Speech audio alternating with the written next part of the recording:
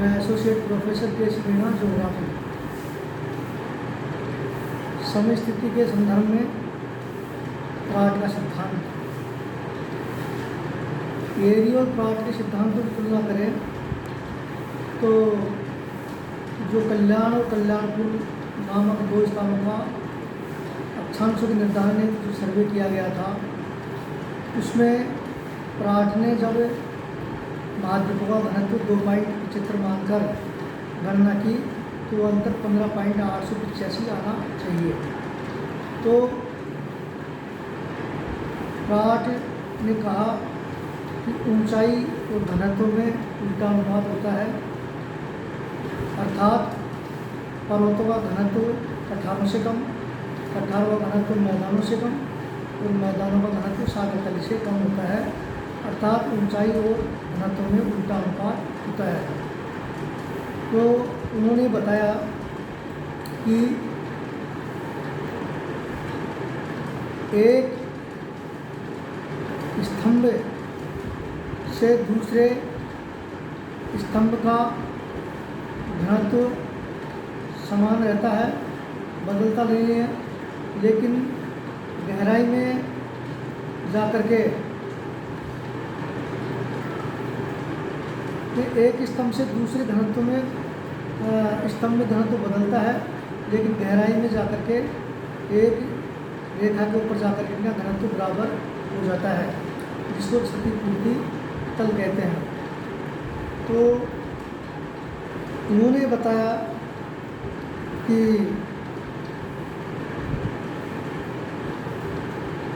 ये क्षतिपूर्ति तल के नियम में विश्वास करता है और गहराई में इनका जो भार होता है वो क्षतिपूर्ति तल के ऊपर जाकर के बराबर हो जाता है।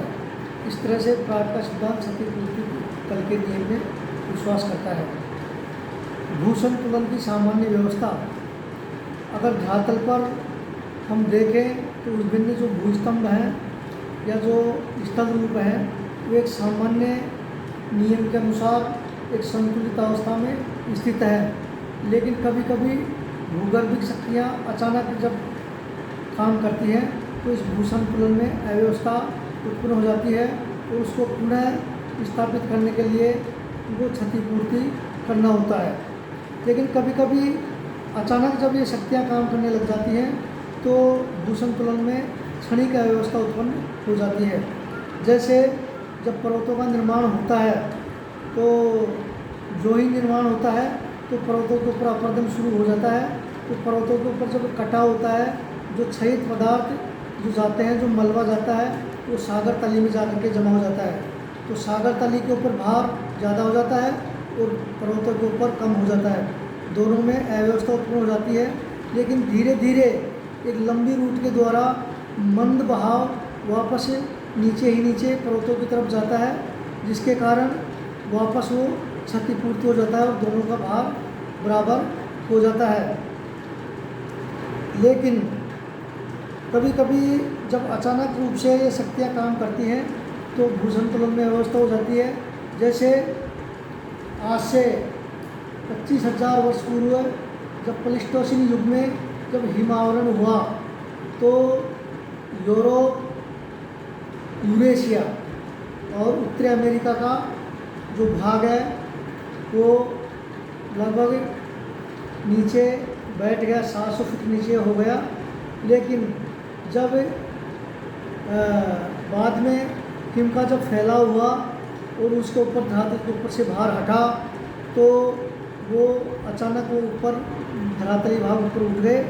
तो प्रति 28 वर्ष के बाद में ये 1 फीट ऊंचे उठते हैं और इनको वापस पुनः स्थिति में आने के लिए लगभग ये भाग 900 फीट और ऊंचा उठे। तो कहने का तात्पर्य है कि भूतल के ऊपर सामान्य रूप से एक संतुलन की स्थिति पाई जाती है। कभी कभी अवस्था हो जाती है जो पुनः उसकी क्षतिपूर्ति हो जाती है। तो ये भूसंतुलन का जो सिद्धांत है ये एक नियम है और ये एक तथ्य है।